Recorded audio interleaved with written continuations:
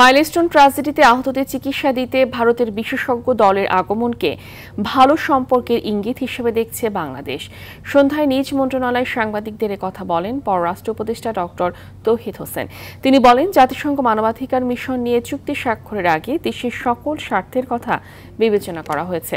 খুব শিগগিরই ঢাকায় কাজ শুরু করবে মানবাধিকার বিষয়ক কার্যালয়।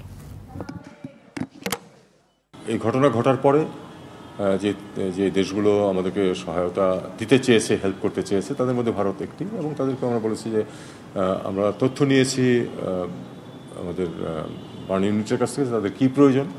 তারা যা বলেছেন সেই অনুযায়ী আমরা তাদেরকে জানিয়েছি। তারই প্রেক্ষিতে দুজন ডাক্তার, দুজন নার্স এসেছেন, যেটুকু তাদের সেবা দেওয়ার দেবেন। এটা